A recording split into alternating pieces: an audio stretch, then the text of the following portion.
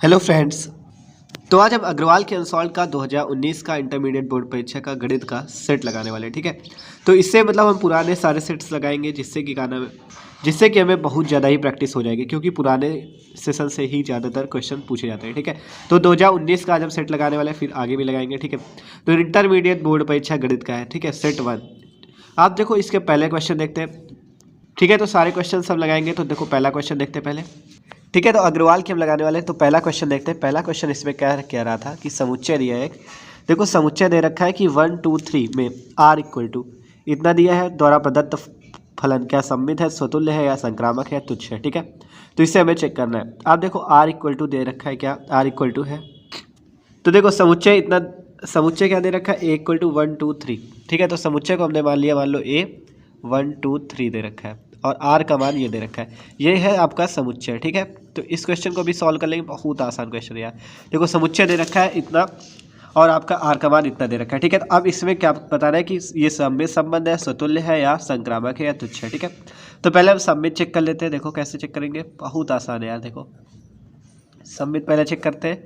देखो सममित संबंध में क्या होगा, जैसे आपका मान लो जैसे 1, 2 है, अगर 1, 2 बिलोंग कर रहा है यार में, तो क्या हो, ये जो इसका उल्टा 2, 1 हो, अगर ये भी आर में बिलोंग करता है तो सममित संबंध होगा। या 2, 3 जो बिलोंग कर रहा है आर में, अगर 3, 2 भी आर में बिलोंग करे तो ये सममित संबंध होगा। लेकिन 1, 2 तो इसमें बिलोंग कर रहा है, लेकिन 2, 1 क्या इसमें है, कहीं पे नहीं है ना। तो इसमें हम क्या लगाएंगे, डज नॉट बिलोंग्स टू। क्या लगाएंगे, डज नॉट बिलोंग्स टू। जहाँ 1, 2 बिलोंग कहाँ करते हैं, इस ए में। तो देखो 1, 2 तो बिलोंग कर रहा है यार में, 2, 1 नहीं बिलोंग कर रहा और 1, 2 बिलोंग कर रहे हैं में। जब इसमें ये बिलोंग नहीं कर रहा तो सममित संबंध नहीं है, सममित नहीं है। ठीक है, अगर ये आपका ये भी बिलोंग कर जाता तो सममित होता। अब स्वतुल्य चेक कर लेते हैं। दूसरे ऑप्शन में स्वतुल्य कह रहा था, तो स्वतुल्य चेक कर लेते हैं। ठीक है, स्वतुल्य में क्या होगा, देखो अगर जैसे ये 1, 1 है, इसमें क्या होता है, जैसे 1 मतलब दोनों सेम होते हैं। जैसे 1, 1 बिलोंग्स टू आर। ठीक है, जहाँ 1 बिलोंग्स टू ए। ठीक है, जहाँ 1 बिलोंग्स टू ए, जैसे 2, 2 बिलोंग्स टू आर, जहाँ 2 बिलोंग्स टू, मतलब दोनों सेम होते हैं अवयव, ये भुजकोटि दोनों सेम होता है। ठीक है, तो 2 belongs to A. 3, 3 belongs to R, जहाँ 3 बिलोंग्स टू ए। ठीक है, तो देखो इसमें तो पूरा सब कुछ मान्य है, क्योंकि 1, 1 भी इसमें, 2, 2 भी है, 3, 3 आगे तो कोई है नहीं, तो उससे कोई मतलब नहीं है, क्योंकि भुजकोटि दोनों सेम होनी चाहिए। ठीक है, तो इसमें सारे मतलब सेम आ रहे हैं, यही होता चाहिए। जैसे अगर इसमें 1, 1 ना होता या 2, ये तीनों ना होते, अब तब लिखते डज नॉट बिलोंग्स टू। ठीक है, तो इसमें लेकिन बिलोंग कर रहा है, तो ये क्या है, स्वतुल्य संबंध है। तो आपका तो दूसरा ऑप्शन ही सही हो गया कि स्वतुल्य संबंध है। आप तीसरा भी करके देख सकते हो। ठीक है, जैसे संक्रामक आपको दिखाना था, संक्रामक दिखाना है तो क्या करोगे, जैसे 1, 2 बिलोंग कर रहा है आर में, 1, 2 बिलोंग्स टू आर, तो ये जो 2 से कोई शुरू हो, जैसे और 2 से जैसे कोई अवयव ले लो, 2 से कौन सा है, 2 से मान लो 2, 3 भी है या 2, 2 भी है। देखो 2, 2 भी है, तो देखो जैसे 2, 3 भी बिलोंग कर रहा है आर में। ठीक है, तो क्या इसमें देखो, जब ऐसे 1, 2 बिलोंग कर रहा है आर में, 2, 3 बिलोंग कर रहा है, तो ये 2, 2 ये जो ये है, इसी से शुरू करना होता है, बाद में ये दोनों हट जाते हैं और जो पहला और आखिरी का वो बचता है। ठीक है, 1, 3 बिलोंग्स टू आर। देखो कोई दिक्कत नहीं है, यहाँ 2 से शुरू हुआ तो 2, 3 बिलोंग्स टू आर, यहाँ पे 1, 3 बिलोंग्स टू आर। क्या ये 1, 3 इसमें है, देखो 1, 3 इसमें कहीं पे भी नहीं है, तो ये क्या होगा, यहाँ पे डज नॉट बिलोंग्स होगा। देखो ध्यान से देखो भाई, कोई कठिन नहीं, संबंध फलन बहुत आसान है। ठीक है, बस वो सब कोई कहता है कठिन है कठिन है। ठीक है, बहुत आसान है संबंध फलन भाई। 1-2 क्वेश्चन सॉल्व करने के बाद ये में संक्रामक स्वतुल्य सारे आने लगते हैं। ठीक है, तो 1, 2 देखो बिलोंग कर रहा है आर में, 2, 3 बिलोंग कर रहा है, लेकिन 1, 3 बिलोंग नहीं कर रहा है, तो ये क्या है, संक्रामक नहीं है। तो ऑप्शन कौन सा सही हो गया, स्वतुल्य वाला। तो पहला ये कौन सा ऑप्शन सही है, दूसरा नंबर स्वतुल्य है, दूसरा नंबर सही है। ठीक है, स्वतुल्य संबंध। अब देखो अगला क्वेश्चन देखते हैं। भाई क्वेश्चन बहुत आसान था, बस ध्यान से आपको समझना है। ठीक है, देखो खा नंबर में कह रहा है कि सिद्ध कीजिए f(x = 2x) द्वारा परिभाषित फलन f इस प्रकार के n टेंडिंग टू n एकाकी है, एकाकी फलन है लेकिन आच्छादक नहीं। देखो इसे भी सिद्ध कर लेंगे, बहुत आसान क्वेश्चन में। देखो तो देखो ये दे रखा है f of x equal to 2x है, f इस प्रकार की n टेंडिंग टू n, एक एकाकी फलन लेकिन आच्छादक नहीं। देखो एकाकी फलन कैसे सिद्ध करेंगे, एकाकी फलन सिद्ध करने के लिए हमें क्या करना पड़ेगा, f of x1 equal to f of x2 करना पड़ेगा। देखो जब f of x1 equal to f of x2 करेंगे, देखो ध्यान से देखते रहो, एक एक स्टेप बाय स्टेप समझोगे तो पूरा आ जाएगा। देखो f of x1 equal to f of x2 रखा, fx इक्वल टू क्या है 2x। अब यहाँ पे x1 है तो क्या हो गया 2x1 हो गया, या x2 है तो क्या हो गया 2x2 हो गया, ठीक है। अब इस 2 से 2 को कैंसिल कर देंगे तो क्या बचेगा x1 इक्वल टू x2, ठीक है। अब देखो अब इसमें केवल एक खेल होना है, क्या होगा देखो, अब ये n में बिलोंग कर रहा है तो प्राकृतिक संख्या जैसे 1 2 3 4 यही सब होती है डॉट डॉट इनफाइनाइट तक, ठीक है, यही होती है ना 1 2 3 4 डॉट डॉट इनफाइनाइट तक। अगर हम x इक्वल टू जैसे 1 रखते हैं, यहाँ पे x इक्वल टू 1 रखते हैं तो f ऑफ 1 इक्वल टू क्या आएगा, देखो यहाँ पे हमने 1 रखा तो f ऑफ 1 इक्वल टू क्या आएगा 2, x का मान 1 रखोगे, ठीक है। अगर x इक्वल टू 2 रखते हैं तो f ऑफ 2 इक्वल टू क्या आएगा 4। अब एक चीज़ यहाँ पे ध्यान से देखो, बस समझने की बात भाई, इसमें कोई दिक्कत नहीं होती, एक दो क्वेश्चन करने के बाद ये सारे आने लगते हैं, ठीक है। अब देखो यहाँ पे 2 आया, यहाँ पे 4 आया, ये दोनों मान कैसे अलग अलग है ना, दोनों मान अलग अलग है तो ये क्या हो जाएगा, ये बराबर का चिन्ह लगा रहेगा। मतलब कहने का क्या मतलब है, देखो ध्यान से देखो बस, x बिलोंग्स टू कहाँ पे n में, ठीक है, x बिलोंग्स टू n। अगर यहाँ पे ये दो यहाँ पे भी आता, दो यहाँ पे भी आता तो दोनों बराबर हो जाते, तो यहाँ पे क्या लग जाता ये, मतलब डज नॉट इक्वल टू, तो ये क्या होता है एकाकी फलन ना होता। लेकिन इसमें क्या है, इसमें 2 आया, इसमें 4 अलग अलग है, इसलिए x1 इक्वल टू x2 हो गया।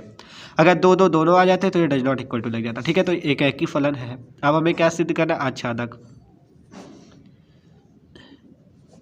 ठीक है। तो ये क्वेश्चन संबंध फलन वाले यार आसान होते हैं, ठीक है। तो अब एकाकी हमने सिद्ध कर लिया, अब आच्छादक देखते हैं। देखो fx इक्वल टू 2x दे रखा है, अब आच्छादक के लिए हम क्या करेंगे, मानेंगे, क्या मानेंगे, माना y equal to fx, y equal to क्या माना fx, तो y इक्वल टू fx क्या है 2x है, तो x इक्वल टू क्या आ जाएगा, x का मान क्या आएगा y/2, ठीक है।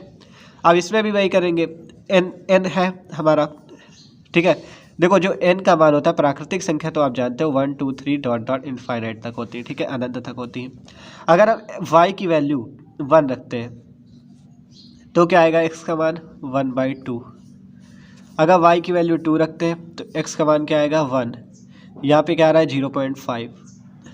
अब आप एक बात बताओ, देखो हमने 1 वैल्यू रखी तो 1/2 आया, तो मान क्या जा रहा है 0.5, और जब हमने 2 वैल्यू रखी तो 2 तो 1 आ गया, ठीक है। अब क्या 0.5 जो है ये n में बिलोंग करता है, ये बताओ आप, क्या 0.5 जो है n में बिलोंग करता है, वो केवल ये होता है 1 2 3 डॉट डॉट डॉट इनफाइनाइट तक, 0.5 तो n में बिलोंग करता नहीं है, तो क्या होगा, ये आच्छादक फलन नहीं होगा, क्योंकि जब ये डज नॉट बिलोंग कर रहा है, n में बिलोंग ही नहीं कर रहा, ठीक है। जब n में बिलोंग ही नहीं करेगा तो ये क्या होगा, ये भी नहीं करेगा, तो इसलिए क्या होगा, इसलिए यह आच्छादक फलन नहीं है,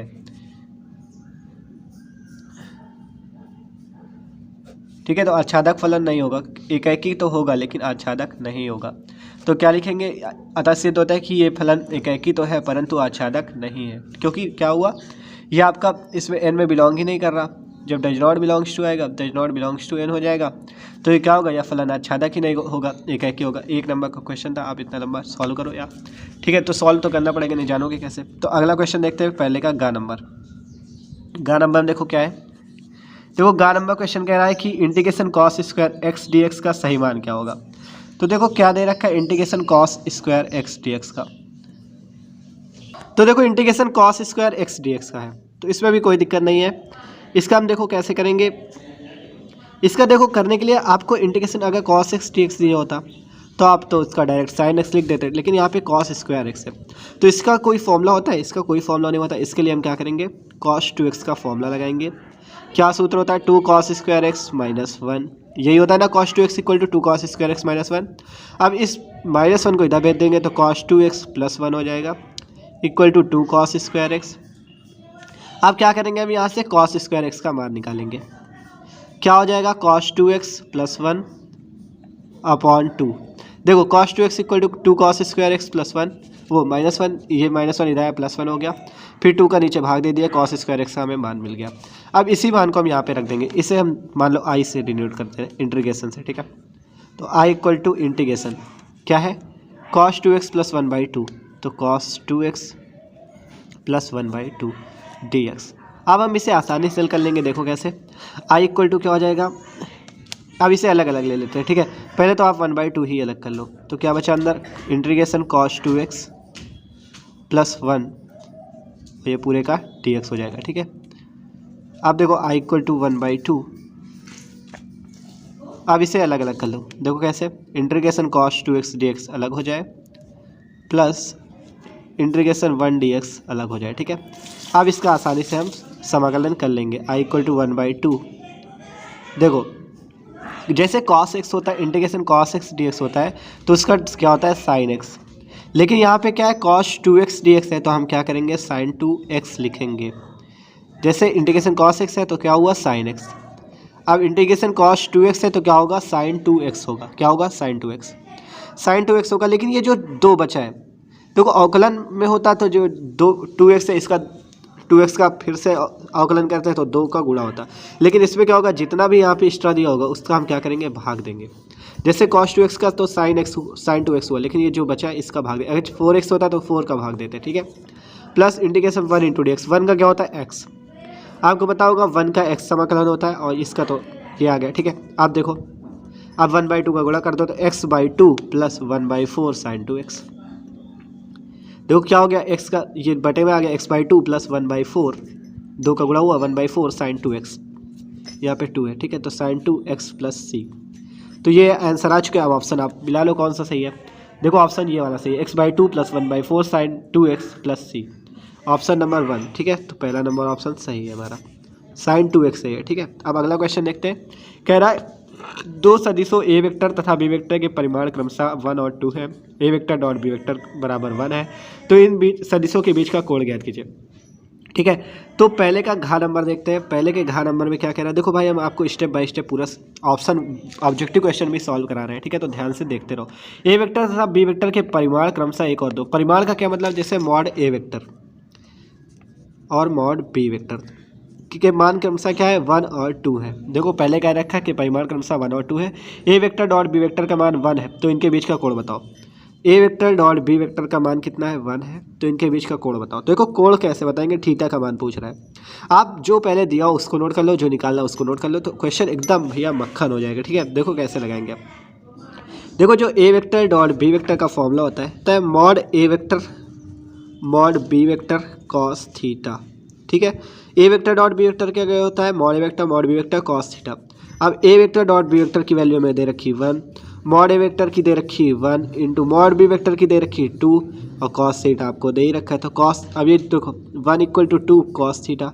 अब इस 2 को नीचे भेज देते हैं तो कॉस थीटा इक्वल टू क्या हो जाएगा 1/2। अब 1/2 कॉस थीटा कितने का मान होता है बताओ जल्दी। कॉस थीटा में कितने का मान होता है 1/2, कॉस थीटा में मान होता है 1/2 कितने का, cos theta equal to cos π/3, ठीक है। कॉस 60 अंश का मान होता है, 3 6 18, ठीक है। 60 अंश का मान होता है, तो कॉस से कॉस कैंसिल हो जाएगा, थीटा इक्वल टू π/3। तो थीटा का मान हमने क्या निकाल लिया π/3 या 60 अंश, ठीक है। तो देखो कितना आसान क्वेश्चन था। ए वेक्टर का मान दिया था, मतलब इसके परिमाण कह रहा था तो मॉड ए वेक्टर का मान दिया, परिमाण कह रहा था तो मॉड बी वेक्टर का मान दिया, ठीक है। तो इसी से हमने पूरे क्वेश्चन ये सॉल्व कर लिया। अब अगला क्वेश्चन देखते हैं। अगला क्वेश्चन कह रहा है कि अवकल समीकरण d2y/dx² plus dy/dx plus sin dy/dx equal to 0 की घात क्या होगी, ठीक है। तो इसकी हमें घात बतानी। अब देखो इसका दिया क्या है d2y/dx² plus dy/dx plus sin dy/dx equal to 0। अब देखो इसकी घात आंसर डायरेक्ट बता दिया जाए तो क्या होगा, परिभाषित नहीं होगी। अब क्यों नहीं होगी फिर वो बता रहे हैं आपको, देखो कैसे। जब भी इस प्रकार का दिया हो, जैसे sin dy/dx क्वेश्चन में ऐसे हो, या cos dy/dx हो, ठीक है, इस प्रकार का हो, या जैसे e की पावर sin dy/dx ऐसे कोई लिखा हो, मतलब dy/dx जो ये स्वतंत्र टाइप होना चाहिए, ऐसे बीच में नहीं आ सकता, ठीक है। जब ऐसा होगा तो ये कभी भी इसकी घात परिभाषित नहीं होगी, ये ऑप्शन सही होगा। और कोटि की बात करें तो कोटि तो कितनी हो जाएगी, कोटि तो आराम से आप 2 लिख सकते हो, ठीक है। कोटि 2 लिख सकते हो, ये 2 है तो 2 लिख सकते हो। इस प्रकार क्वेश्चन बहुत ज़्यादा एग्जाम में होता है कि साइन कोष्ट में dy/dx लिखते हैं और पूछ रहा है घात कितना है। ये क्वेश्चन बहुत ज़्यादा ही पूछा जाता है, तो इस क्वेश्चन को जरूर ध्यान दो, 1 नंबर आपको पक्का हो जाता है तुरंत ही, ठीक है।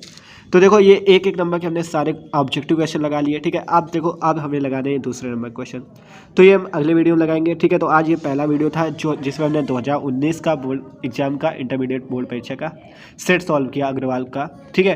तो अगर भाई वीडियो अच्छा लगा तो प्लीज़ वीडियो को लाइक जरूर कर दीजिएगा, क्योंकि आप लाइक करोगे तो हमें और मोटिवेट मिलेगा, जिससे हम और अच्छे से वीडियो बनाएंगे, ठीक है। तो okay, thanks for watching this video.